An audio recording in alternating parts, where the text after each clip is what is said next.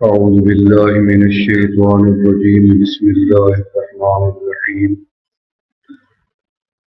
ہمارے سالانہ روحانی اجتماع کے یہ آخری لمحات ہیں، پھر زندگی ہوگی تو دوبارہ یہ اوقات اللہ ہمیں نصیب فرمائیں گے۔ آپ بڑے خوش نصیب ہیں کہ اللہ رب العالمین نے ہمیں مانگنے کے لیے موقع عطا فرما دیا ہے۔ ہر مانگنے والوں سے خوش ہوتے ہیں اور جو بار بار نہ مانگے اسی سے ناراض ہوتے ہیں۔ انسان معمولی چیز بھی اللہ سے مانگنا سیکھے اور بڑی سے بڑی چیز بھی اللہ سے مانگنا سیکھے۔ ہمارے بزرگ کہتے ہیں اللہ سے ہمیشہ بادشاہی مانگو کہ اللہ مجھے بھی بادشاہ بنا، بادشاہوں جیسی نعمتیں مجھے بھی عطا فرما۔ اگر وہ پھر فقیری میں رکھے تو اس کا شکر ادا کرو کہ اللہ اس پہ راضی ہوگا۔ لہذا بہت سے لوگ مسکینی کو پسند کرتے ہیں تو اللہ ان کو مسکین ہی رکھتے ہیں۔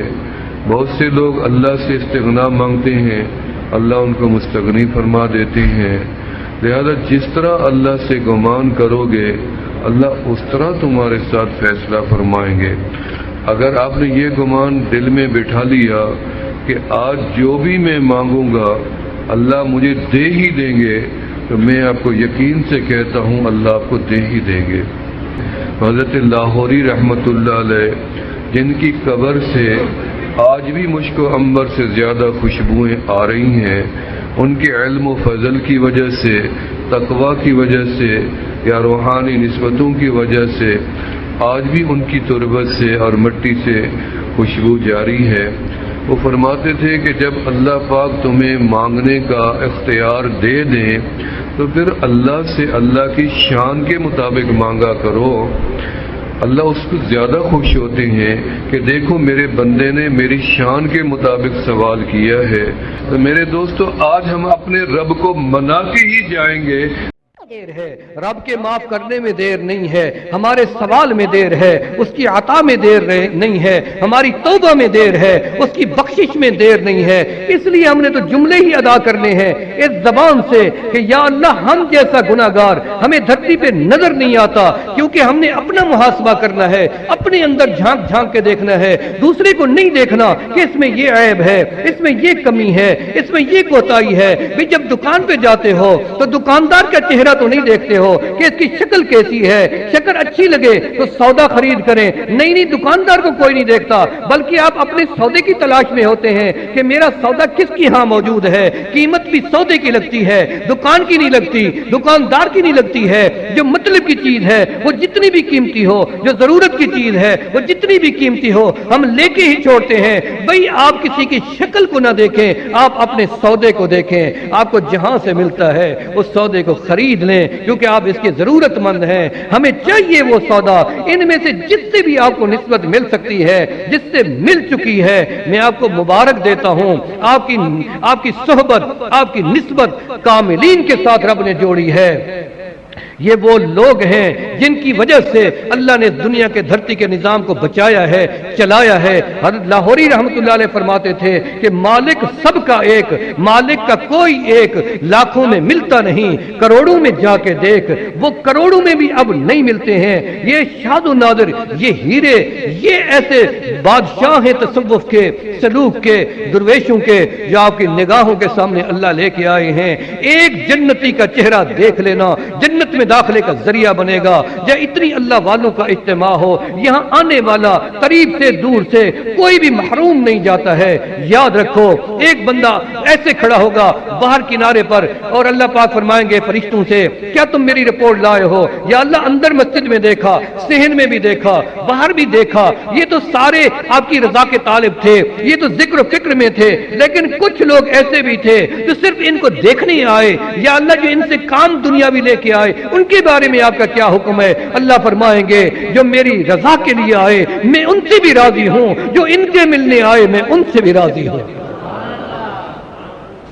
احب الصالحین ولست منہم، ہم ان اللہ والوں سے محبت کرتے ہیں، ہم اللہ والے، اللہ ہمیں اپنا بنائے، اللہ وہ نسبت جو ان کو عطا کر چکے ہیں آپ کو ہمیں نصیب فرمائے۔ آپ کو کیا پتہ ہے ان کی محنتوں کا کہ انہوں نے کتنی محنتیں کر رکھی ہیں۔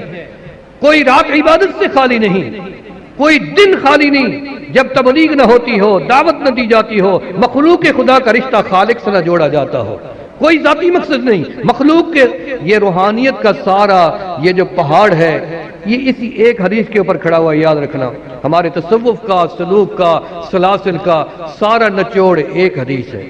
اگر یہ نہ ہوتی تو حضرت مولانا علی المرتضیٰ سے رحمۃ اللہ علیہ نے ہمیں بتایا کہ کچھ بھی نہیں تھا تصوف، کچھ بھی نہیں تھا، کوئی یہ طریقت نہیں تھی، کچھ بھی نہیں تھا۔ ایک حدیث یہ نہ ہوتی جس کے سہارے پہ اللہ تعالیٰ اس جماعت کو چلا رہا ہے۔ چلا کیا رہا ہے؟ اللہ تعالیٰ نے پروان چڑھا دیا اس جماعت کو۔ دنیا کا کوئی ملک اور کوئی خطہ ایسا نہیں ہے جہاں آپ کو ذاکرین کی جماعت نظر نہ آئے، ذاکرین کی جماعت۔ اس فقیر کو ایک موقع ملا مدینہ طیبہ میں، حضرت عبداللہ حبشی ایک شام کے حبشے کے بزرگ تھے، 100 سال کے قریب عمر تھی۔ مجھے کسی نے کہا کہ حبشہ کے بزرگ آئے ہیں، احد میں ٹھہرے ہوئے ہیں، آپ ملنا چاہیں گے؟ میرے آنسو نکلے۔ میں نے کہا بزرگ ہو اور ہم نہ ملیں؟ چلو ہم زیارت کریں گے، دعا کروائیں گے اپنے لیے۔ جب ہم وہاں پہنچے آپ حیران ہوں گے، ابھی گاڑی رکی تھی کہ ایک شخص نے دروازہ کھول دیا۔ ابھی ہم اترے ہی نہیں دروازے سے، دروازہ کھول دیا، دھوتی بندی ہوئی تھی اور ان کا کرتا جسم پہ نہیں تھا، تو ہنس رہے تھے اور ہمیں آ کے گلے لگایا اور ہمیں اوپر منزل پہ لے گئے۔ ہم نے سمجھا کوئی جیسے چوکیدار ہوتا ہے دروازہ کھولنے والا۔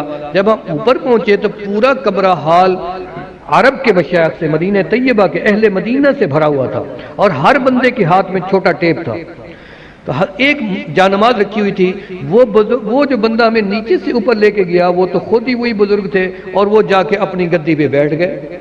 میں اتنی حیران ہوا کہ یہ بزرگ ننگے پاؤں نیچے اتر کے آئے، ہمیں لے کے گئے اور مجھے بھی ساتھ بٹھا لیا اپنے ساتھ۔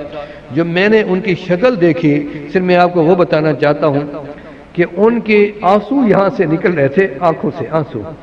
اللہ اکبر، بات بھی کرتے جاتے تھے اور روتے بھی جاتے تھے، اور ان آنسوؤں سے ان کی ایسی نالیاں پڑ گئی تھی، جھریاں نہیں، نالیاں، یہاں سے لے کے ہونٹ تک، ادھر بھی نالیاں تھی۔ وہ آنسو گرتا اور نالی میں چل غائب ہو جاتا، نظر بھی نہیں آتا، اور نیچے سوراخ سے نیچے آ پڑتا تھا۔ وہ رب کے عشق میں کتنی روتے ہوں گے کہ جن کے چہرے گواہی دے رہے تھے۔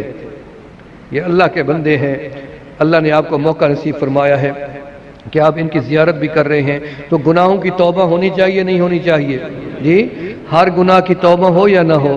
جی، تو اس لیے ہم تو کل سے موجود ہیں، کوئی گناہ تو نہیں کیا، کتنی بڑا فائدہ ہوا۔ کل سے موجود ہے، گناہ کوئی نہیں ہوا، بد نظری نہیں ہوئی، ٹھیک ہے، جھوٹ نہیں بول سکے، ہیر پھیر نہیں کر سکے، تہمت نہیں لگا سکے، جھگڑا نہیں کر سکے، یعنی سر سے لے کے پاؤں تک سب اعضاء میں سے کسی عضو نے کوئی گناہ نہیں کیا۔ یہ کوئی تھوڑی نعمت ہے کہ 24 گھنٹے ہم بغیر گناہوں کے تو بندہ صرف جنت میں جا کے رہے گا جہاں کوئی گناہ بھی نہیں ہوگا۔ تو یہ مجلس کوئی جنت سے کم ہے؟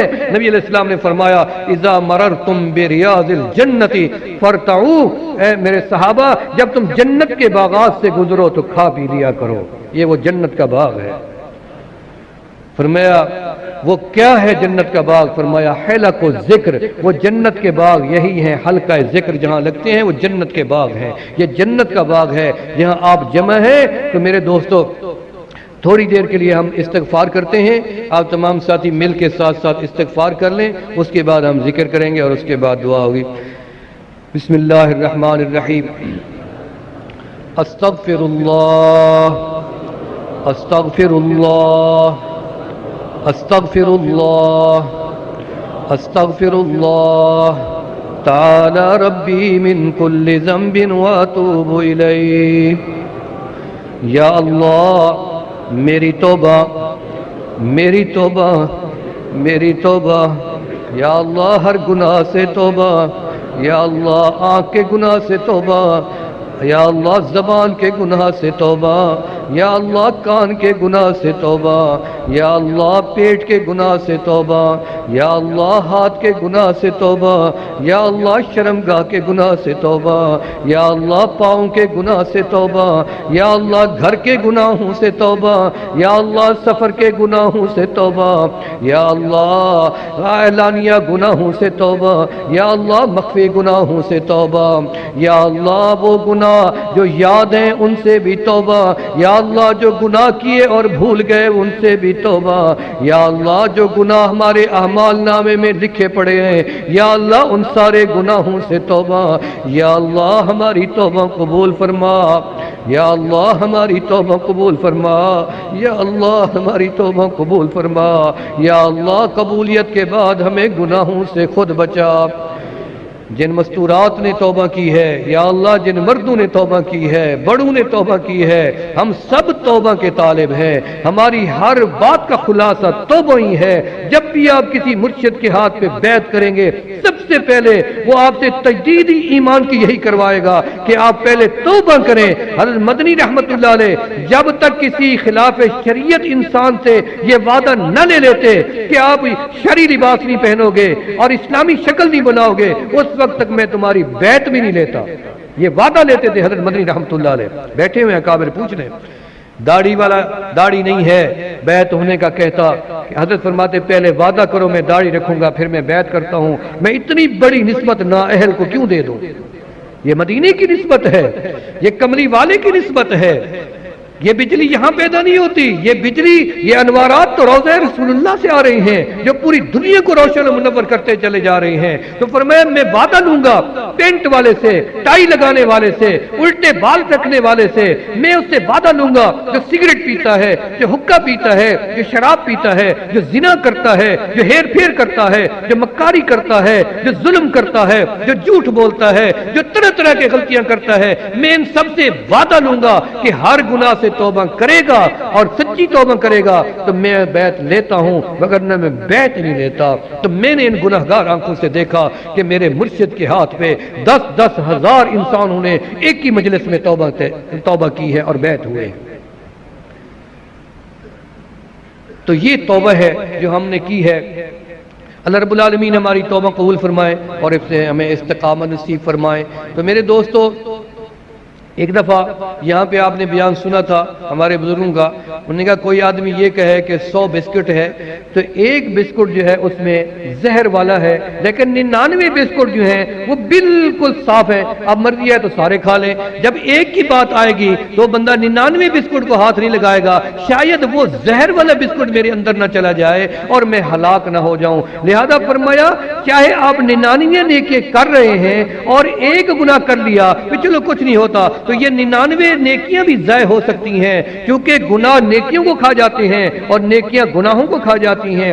اس لیے اپنی نیکیاں جو کیے ان کی حفاظت بھی کرنی ہے، مال دولت تجارت کے ذریعے زراعت کے لیے جس طریقے سے حلال ذریعے سے آپ حاصل کرتے ہیں تو اس کو باہر ایسے نہیں چھوڑتے، کھلا نہیں چھوڑتے، کیا ڈر یہ ہے کہ چور نہ اٹھا لے، ڈاکہ نہ پڑ جائے یا اور نقصان کھو نہ جائے، اس کی حفاظت بھی ساتھ کرتے ہیں۔ بھی ادھر تو تمہیں انسان اپنی جیسے کہ خطرہ موجود ہے، ڈر موجود ہے، ہو سکتا ہے تو جاگتا رہے تب بھی تیرا مال بچ جائے، ہو سکتا ہے پہرا دیتا رہے تب بھی تیرا مال بچ جائے، ہو سکتا ہے کہ تیرا مال بینک میں جانے کی وجہ سے بھی بچ جائے، لیکن یہ تو تیرے نیکیوں کا تعلق ہے، یہ دشمن تجھے نظر نہیں آتا جب تک تو اس کے اوپر پہرا نہیں دے گا، اپنی جان کے اوپر، اپنے اعمال کے اوپر، اپنی نیکیوں کے اوپر، اپنے قلب کے اوپر جب تک پہرا نہیں لگائے گا۔ اللہ کے ذکر کا پہرا لگانا ہے، اللہ کا پہرا لگانا ہے۔ فرمایا الشیطان جاسم علی قلب ابن آدم، شیطان تو آدم کے سینے کی طرف متوجہ ہو کے منہ لگا کے بیٹھتا ہے کہ جب یہ غافل ہوتا ہے، اذا غفل وسوسہ، جب یہ غافل پڑتا ہے یہ اندر وسوسے ڈالتا ہے، شیخ کے لیے بدگمانی، بزرگ کے لیے بدگمانی، عالم کے لیے بدگمانی، مقام کے لیے بدگمانی، اس کا عیب پڑی جب اپنے گناہوں پر نظر تو نگاہ میں کوئی برا نہ رہا، ابھی تک تو اپنے گناہ دیکھے نہیں ہیں, ادھر ادھر کیوں ڈھونڈتے ہیں؟ اپنے اندر محاسبہ کرنا ہے. شیطان ایسے نگاہ ڈال کے بیٹھتا ہے اس کے اندر کہ جب دیکھتا ہے کہ یہ کوٹھا کھلا پڑا ہے, کوئی چوکیدار نہیں ہے, حصار اس نے باندھا نہیں ہے, ذکر اس نے کیا نہیں ہے, رب کا نام اس نے دیا نہیں ہے, دروازہ کھلا پڑا ہے, اس کو آسانی سے موقع ملا, اس کمرے میں داخل ہو گیا, جو کچھ تو نے اندر رکھا تھا یہ لوٹ کے, تیری سلطنت کو اجاڑ کے, تیری نیکیوں کو کھا کے شیطان نکل جاتا ہے, تیری کی محنت کو ساری ختم کر کے نکل جاتا ہے. تو میرے عزیز, میرے بھائی, فقیروں, اللہ کے بندوں, ذاکرین کی جماعت, آپ غور کرو, نیکی کرنی ہے, اس کی حفاظت کرنی ہے. نیکی کو بچانا, نماز کے ذریعے نیکی بچ جاتی ہے, صداقت کے ذریعے بچ جاتی ہے, امانت دیانت کے ذریعے بچ جاتی ہے. ہر نیکی تمہاری ایک دوسری نیکی کا تحفظ کرتی ہے, ایک نماز دوسری نماز کا تحفظ کرتی ہے, ایک حج دوسرے حج کا تحفظ کرتا ہے, ایک عید دوسری عید کا تحفظ کرتی ہے, ایک جمعہ دوسرے جمعہ کا تحفظ کرتا ہے, ایک نماز دوسری نماز کا تحفظ کرتی ہے, ایک اجتماع مسکین پور کا دوسرے اجتماع تک بندے کا نیکیوں کا تحفظ کرتا ہے.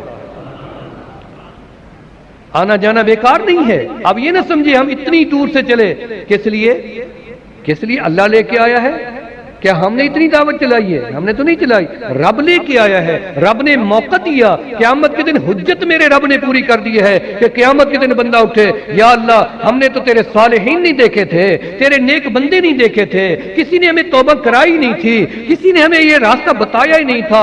یہ حجت رب نے پوری کر دی. قیامت کے دن جس کو حج نصیب ہوا اس کی حج کی حجت پوری ہو گئی, جس کو مسجد کی حجت دینی تھی مسجد میں آنا اس کا حجت پورا ہو گیا, نیک لوگوں کی صحبت میں آنا حجت پوری ہو گیا. قیامت کے دن تیری حجت کے دروازے بند ہوتے جا رہے ہیں. لہذا آج جو توبہ کی ہے, اس توبہ پہ قائم رہنے کے لیے وعدہ بھی رب کے ساتھ ساتھ کرنا ہے. جس کی داڑھی نہیں ہے وہ داڑھی کا وعدہ کر کے جائے, جو جھوٹ کی عادت ہے وہ جھوٹ چھوڑنے کا وعدہ کر کے جائے, جو زنا نہیں چھوڑ سکتا وہ زنا چھوڑنے کی یہاں سے عادت کر کے جائے, جو ہیر پھیر میں ماہر ہے وہ ہیر پھیر کا یہاں ختم کرنے کا وعدہ کر کے جائے کہ یا اللہ میں آج کے بعد اپنی زندگی کا نقشہ بدل دوں گا, میں وہ نقشہ اختیار کروں گا جو بڑوں نے کیا, اکابر نے کیا, تیرے نبی علیہ السلام کی جماعت نے کیا, ہمارے بزرگوں نے کیا, صحابہ کرام نے کیا, اہل بیت اعظام نے کیا, نبی علیہ السلام نے کیا, تمام انبیاء نے کیا. جن لوگوں سے تو راضی ہوا اور انعام یافتہ جماعت قرار دیا, یا اللہ مجھے بھی ان کے نقش قدم پر چلا تاکہ میں تیری کسی نعمت سے محروم نہ جاؤں. سمجھ آ رہی ہے بات آپ کو؟ وعدہ کیا ہے, زندگی کا رخ بدلیں گے نہیں بدلیں گے؟ اللہ کے گھر میں وعدہ کیا ہے نا, اللہ کے سامنے وعدہ کیا ہے. لہذا بات زبان سے اقرار کروانا تو ہمارے ذمے ہے, دلوں کو بدلنا اور موڑنا اور قائم رکھنا توبہ کے اوپر یہ تو ہمارے رب کے کام میں ہے. لہذا چند گزارشات تھیں جس فقیر نے آپ کے سامنے پیش کی ہیں. اب تھوڑی دیر کے لیے اللہ کا ذکر کر لیں, تمام ساتھی مراقبہ کر لیں. یہ نقش بندی سلسلہ ہے, خواجہ بہاؤالدین نقش بند رحمت اللہ علیہ کے ذریعے سے ہمارے تک پہنچا ہے. اللہ پاک نے ان کو وہ نسبت وہ مقام دیا تھا کہ وہ اللہ کے بندوں کے سینے پہ انگلی رکھتے تھے اور ان کے مردہ دل زندہ ہو جاتے تھے, غافل دل بیدار ہو جاتے تھے, اور ان کی دل کی ہر دھڑکن میں آواز آتی تھی اللہ اللہ اللہ اللہ اللہ اللہ اللہ اللہ اللہ اللہ.